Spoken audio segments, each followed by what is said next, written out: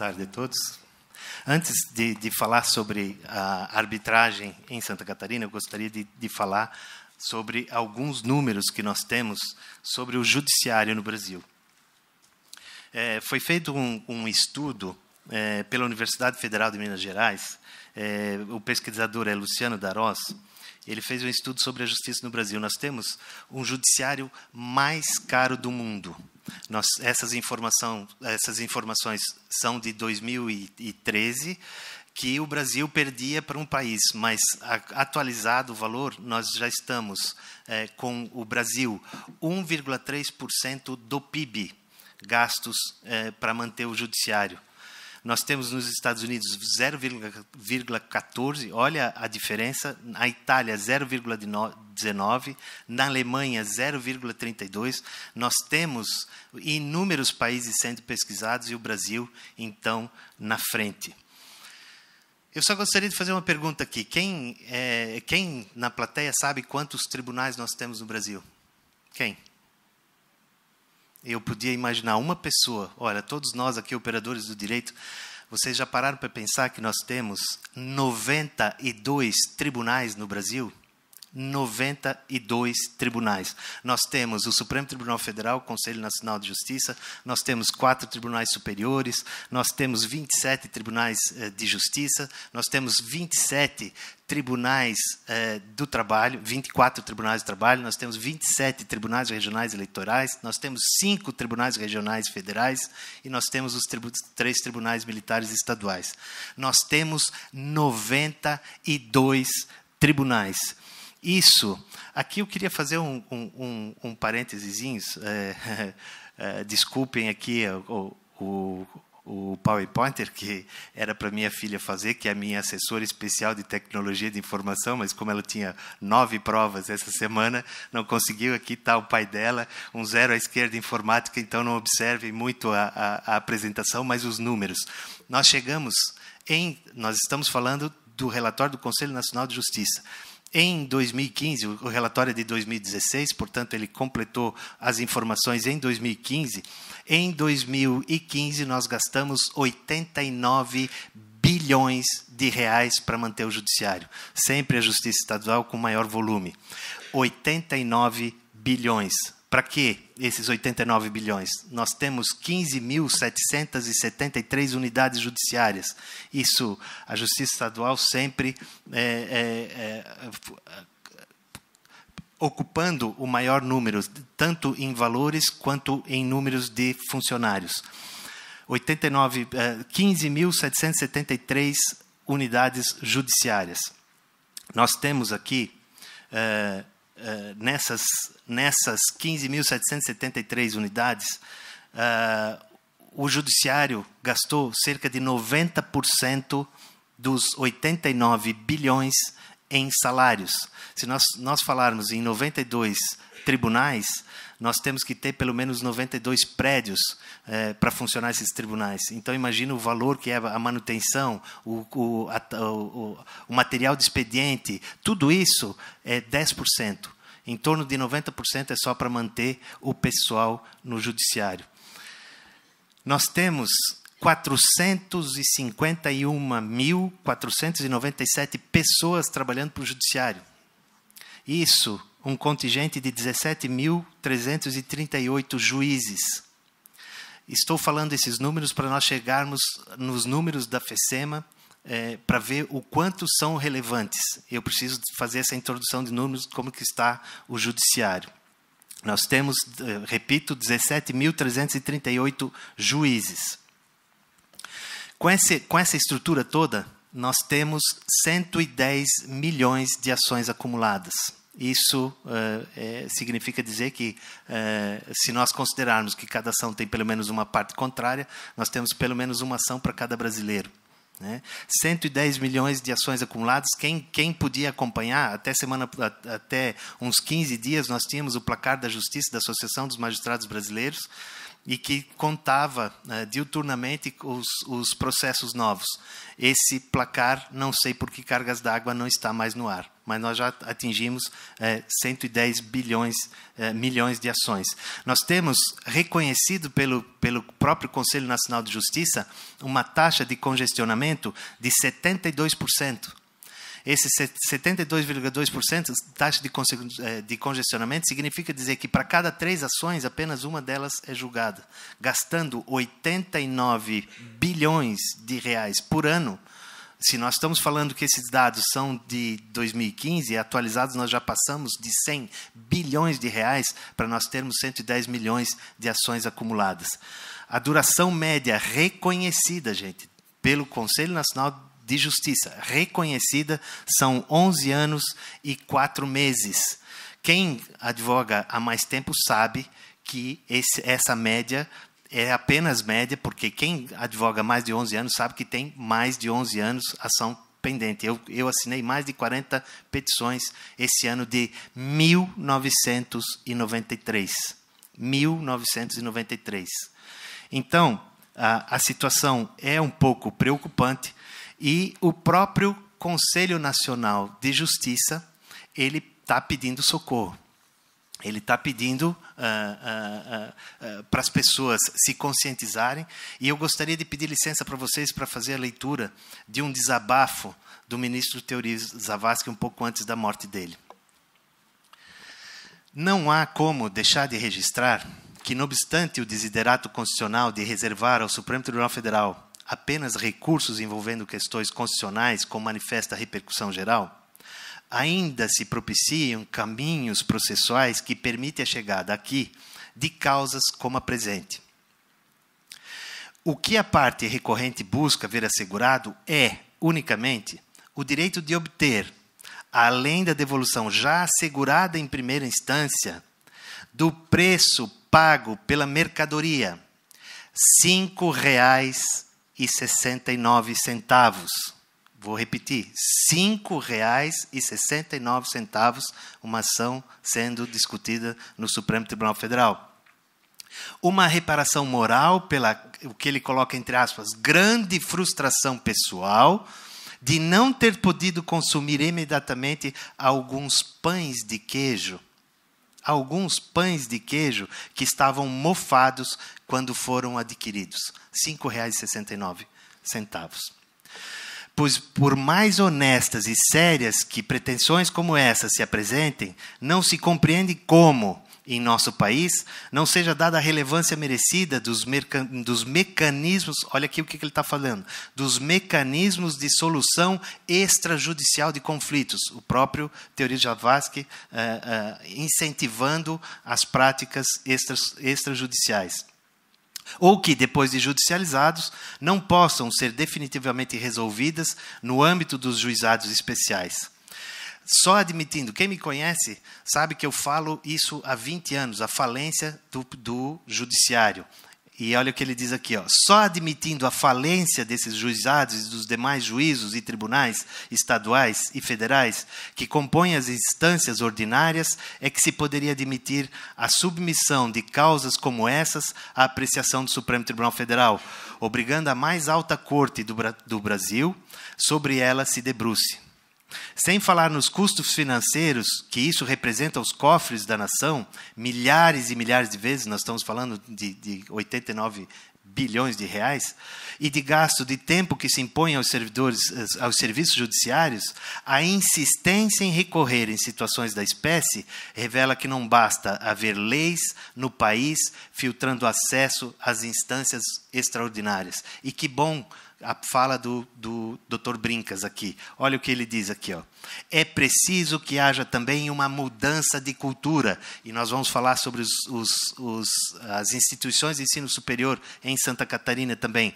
Uma mudança de cultura, uma séria tomada de consciência, inclusive dos representantes judiciais das partes, aqui defensores públicos, advogados privados, Ministério Público, de que a universalização de acesso ao Supremo Tribunal Federal, antes de garantir a justiça, contribuirá ainda mais para a inviabilização do nosso sistema de justiça. Aqui, com esse desabafo dele, com as palavras do Dr. Brincas, eu me sinto à vontade, aqui é a nossa casa, eu me sinto completamente à vontade para falar, porque é na nossa casa que a gente lava a roupa suja. Nós temos o projeto de pacificação social aprovado desde outubro do ano passado, e nós temos encontrado a resistência dos nossos pares em se atualizar, em falar sobre mediação e arbitragem, e isso é um problema. Nós temos aqui uma situação que ela é agravada se a gente verificar como que está o ensino em Santa Catarina. Eu tive o prazer aqui de receber do professor Ricardo Sterz, que está aqui presente, e eu agradeço. Eu tive o prazer de receber o livro sobre o ensino nas faculdades de Direito no Brasil. Esse livro faz um estudo que foi organizado pelo Programa de Pós-Graduação da Universidade Estadual de Londrina. Vamos verificar os números e o que isso representa para a arbitragem em Santa Catarina.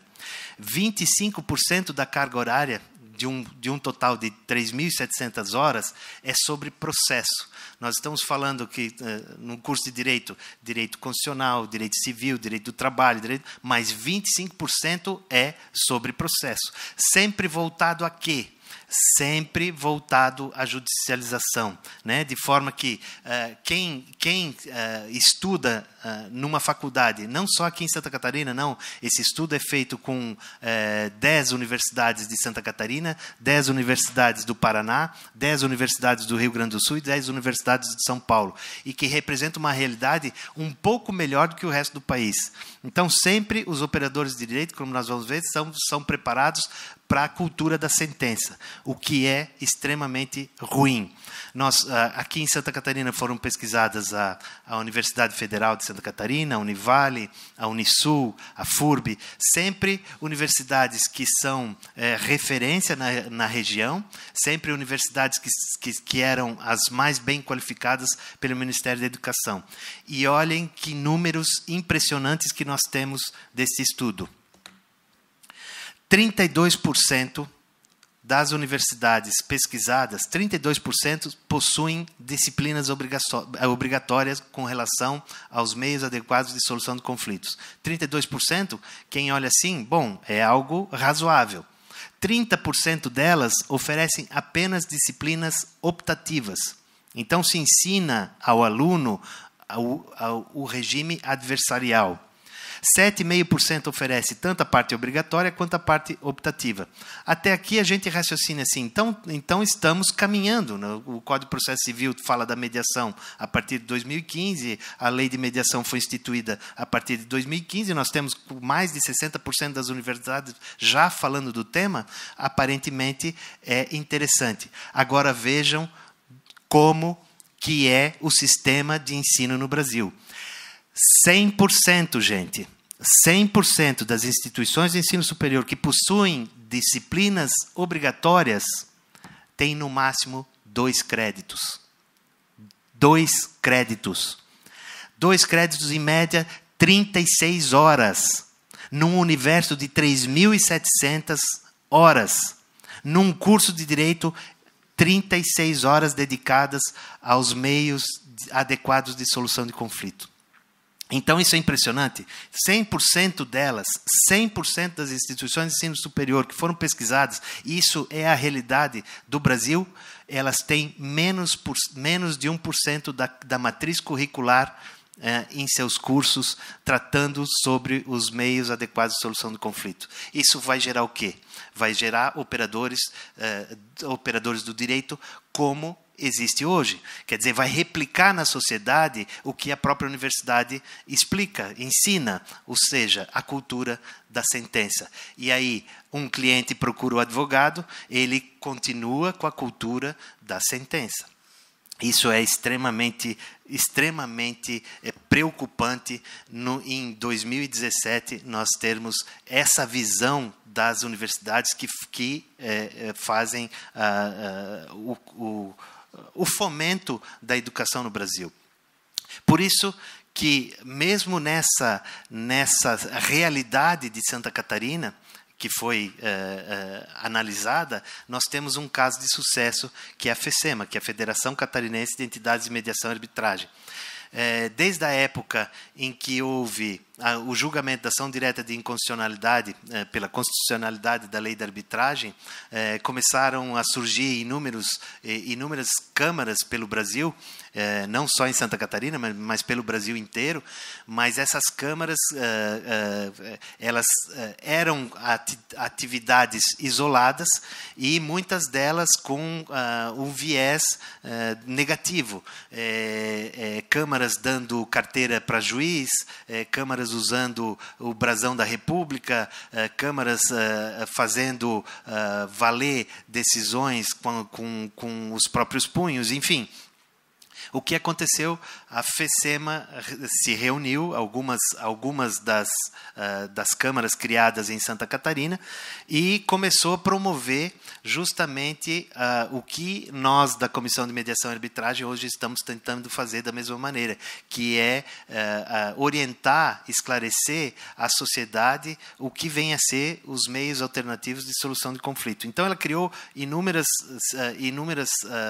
atividades para divulgar não só as filiadas, mas principalmente os meios alternativos, né? Então, ela criou o SECMASC, que nós vamos falar um pouquinho dele, o presidente está aqui, o presidente Roberto vai falar mais um pouco sobre o SECMASC, que são eventos como o dia de hoje, né, todos trazendo personalidades, trazendo pessoas de renome nacional e até internacional, justamente com um propósito de divulgação.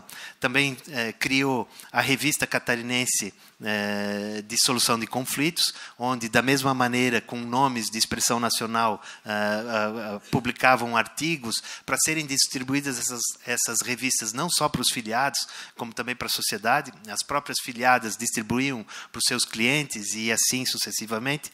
Também criou o MECA, que são mutirões extrajudiciais de conciliação e arbitragem, também com o mesmo propósito, a divulgação do meio, e algo inédito que ela trouxe, que ela fez no Brasil, que foi o livro, que é o compêndio das sentenças arbitrais de Santa Catarina. Isso é inédito, não tem no Brasil nenhum, em lugar nenhum do Brasil, em função do sigilo que nós temos que ter, mas foi criada uma estratégia onde que se tirou o nome das partes e os fatos foram abrandados para que não se pudesse reconhecer, então, quem seriam as pessoas.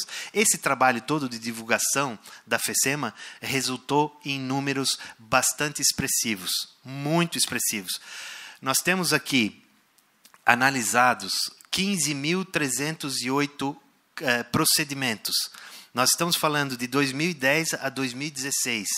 Já impressiona esse número se comparados com outras câmaras, com outras federações no Brasil. 15.308 casos analisados, nós chegamos a uma média de 54,32%, 54 dias, 55, vamos colocar, 50 dias, em média, para a conclusão de um procedimento. Veja aqui que o Conselho Nacional de Justiça reconhece 11 anos e 4 meses. Na FECEMA, em 6 anos, mais ou menos, dos casos analisados, nós temos uma média de 54 dias. O que é melhor? Isso eu não consigo entender a resistência dos meus pares. Eu já disse, eu me sinto em casa aqui. Eu não consigo entender a resistência dos nossos colegas que trocam 11 anos, em média, 11 anos e 4 meses, eles não conseguem enxergar que qualquer que seja, a maior média aqui, 87 dias. Então, eu só posso atribuir o que eu tenho ouvido como membro da Comissão de Mediação e Arbitragem dos nossos colegas. Eles cobram os honorários estratificados. Então, ele cobra para ir para o fórum, ele cobra para fazer uma audiência, ele cobra para fazer uma peça processual. Aí, claro, 11 anos, ele vai estar cobrando 11 anos do cliente dele. Mas não tem a mentalidade de cobrar o cliente dele os honorários para resolver o problema. Não importa onde, não importa, resolva. Eu tenho a satisfação de dizer que eu escrevi uma página e consegui comprar os honorários que eu comprei um apartamento. Então, eu não cobro por pasta estratificado, eu cobro para resolver o problema. Aonde que vai ser? A sociedade não aceita mais esperar 11 anos pelo resultado de um processo. E é essa resistência que nós vamos tentar fazer com que os nossos pares percebam isso no projeto da pacificação social.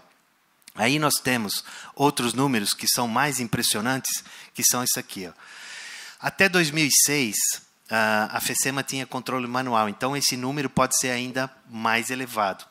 Nós temos um total de procedimentos julgados pelas filiadas da FECEMA, um total de 39.593 procedimentos. 39.593.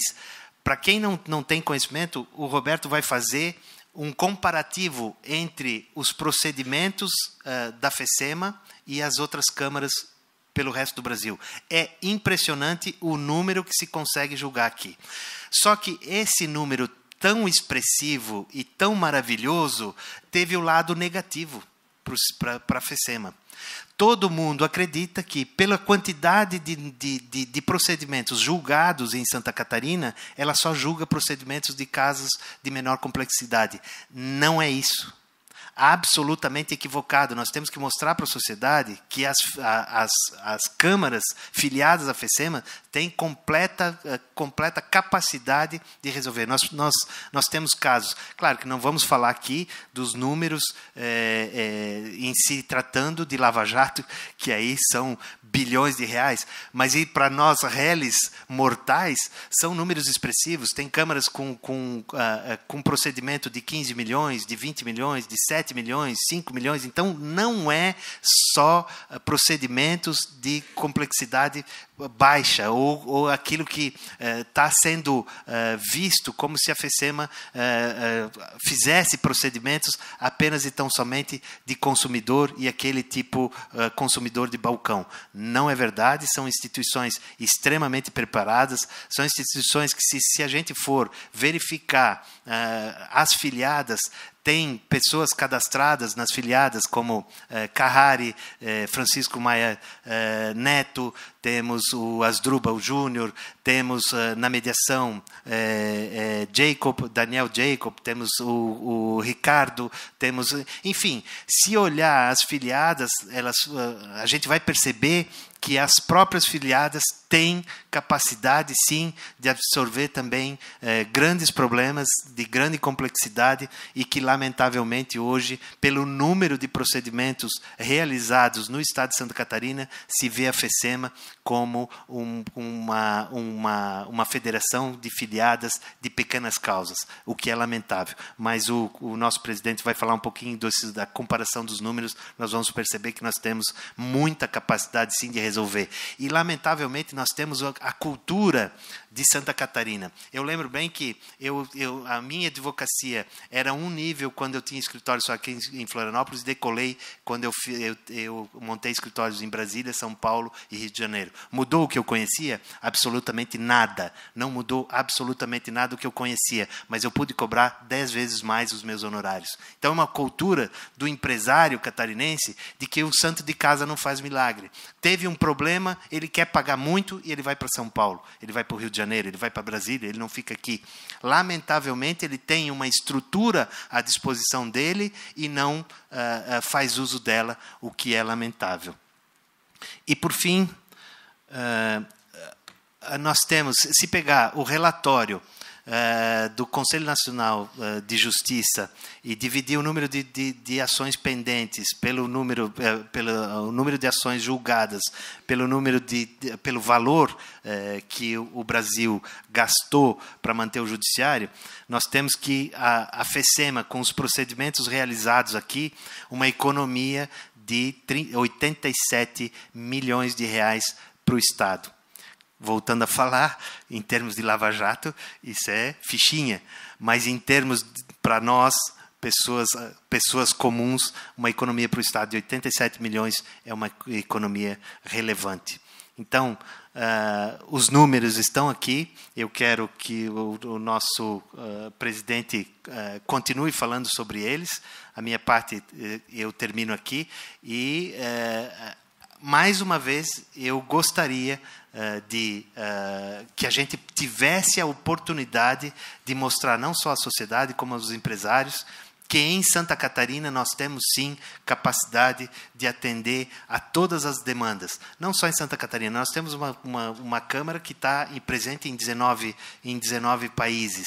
Então, temos, sim, capacidade de atender toda a sociedade, qualquer tipo de problema que possa surgir, a FECEMA está aí e pode resolver. É o que tinha a dizer, professor. Muito obrigado.